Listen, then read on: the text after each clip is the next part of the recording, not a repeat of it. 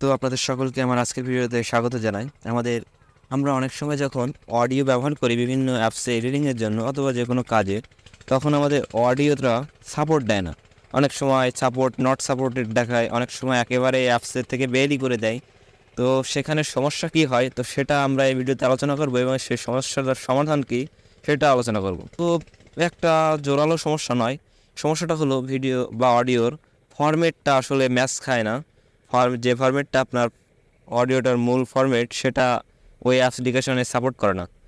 তো আপনাদের এই সমস্যার সমাধানে যেটা করতে হবে, ওই অডিও বা ভিডিওর ফরম্যাটটাকে চেঞ্জ করে নিতে হবে। তো আমি আমার আজকের ভিডিওতে মূলত অডিওর ফরম্যাট চেঞ্জিং নিয়ে কথা বলবো। তো চলুন ভিডিওটা শুরু করা যাক।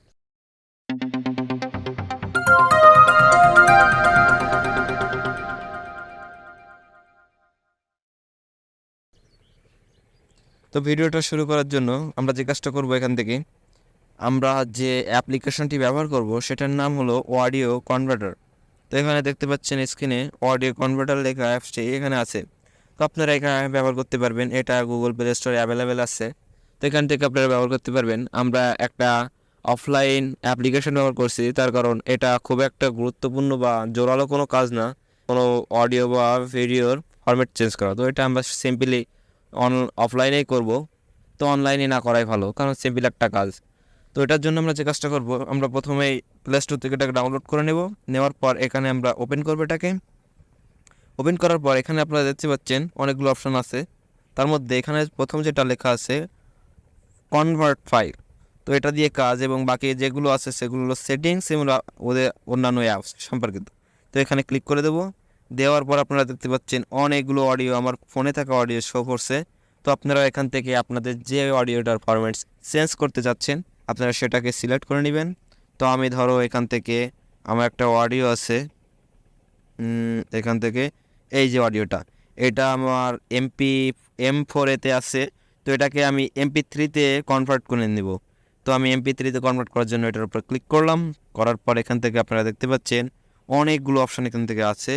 তো এগুলো আপনাদের সেটিং করতে হবে। এখান থেকে ফরম্যাটের উপর ক্লিক করলে এখানে বিভিন্ন ফরম্যাট এখানে দেখাচ্ছে, অসংখ্য ফরম্যাট এখানে দেখতে পাচ্ছেন। আপনারা নিচে গেলে অনেকগুলো, এখান থেকে আমাদের মূলত প্রথমে যেটা আছে MP3, এটা আমরা সিলেক্ট করব। করার পর এখান থেকে বিট রেট যেগুলো যা আছে, কোনো ফরম্যাট বা কোনো কিছু চেঞ্জ করার কোনো দরকার নেই। এখান থেকে সিম্পলি আপনারা যে কাজটা করবেন, সেভ বাটনে ক্লিক করবেন। এখান থেকে সেভ বাটনে ক্লিক করার পর আপনাদের সামনে একটা শো করবে। এখান থেকে আপনারা সেভে ক্লিক করে দিবেন। দেওয়ার পর একেবারে সাথে সাথে আপনাদের সামনে লোডিং নেবে এবং সেকেন্ডের মাঝে আপনাদের এখান থেকে অডিওটা কনভার্ট হয়ে যাবে MP3-তে।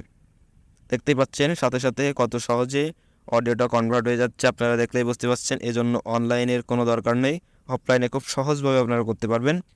তো এখান থেকে ডান বাটনে ক্লিক করে দিবেন। তো আপনাদের অডিওটা সেভ হয়ে গিয়েছে। এখান থেকে বেরিয়ে আসলে আপনারা বুঝতে পারবেন। আমি এটার প্রুফ দেখাবো আপনাদের। তো এখান থেকে আমি প্রুফ দেখানোর জন্য এখানে আমি একটি অ্যাপস ব্যবহার করব, অডিও এডিটিং অ্যাপস মোবাইলের। তো এটার নাম হলো লেক্সিস অডিও এডিটর। তো এই লেক্সিস অডিও এডিটর আপনারা দেখতে পাচ্ছেন, এখানে MP3 ফাইল ছাড়া সাপোর্ট দেয় না। তো আমাদের ফাইলটি MP3-তে হয়েছে কি না সেটা আপনারা দেখাবো। তো এখানে ক্লিক করলাম, করার পর এখান থেকে আমরা অডিওটাকে এখানে আপলোড দিব। এখান থেকে আপলোড দেওয়ার জন্য আমি ওপেনে ক্লিক করলাম। করার পর এখান থেকে ওপেন উইথ ফাইলসে ক্লিক করলাম।